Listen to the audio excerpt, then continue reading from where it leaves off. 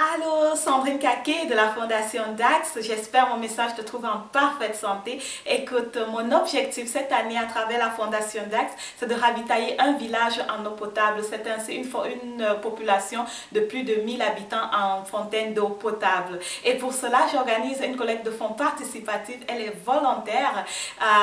Ayant grandi en région rurale, je peux t'assurer que ta modeste contribution sera d'une aide grandiose. D'abord, ça va réduire l'incidence des maladies causées par l'eau souillée, telles que le choléra, la malaria, la diarrhée.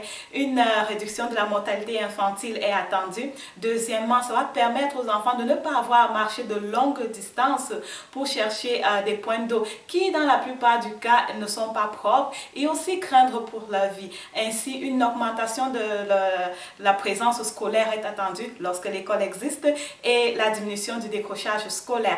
Et finalement, ça va permettre une amélioration de la condition de vie des femmes et des enfants au village. On le sait, la femme est le pilier de la famille qui est responsable de l'alimentation et de l'éducation des enfants. Donc, ça va permettre l'amélioration des conditions de vie dans toutes les sphères de vie pour les femmes et les villages en région rurale.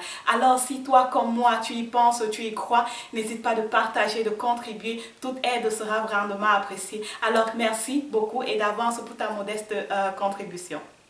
Hello everyone, Sandrine Kakia here from the DAX Foundation. I hope my message finds you well. So listen, my goal through the foundation this year is really to provide a community of more than 1,000 people, women and children, to have clean water for free and in abundance. So that's why I'm organizing this crowdfunding to support this project to be delivered by July this year.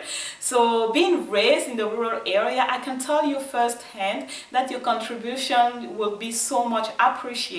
So first, it will reduce the incidence of disease, of waterborne disease caused by dirty water such as cholera, malaria, the diarrhea.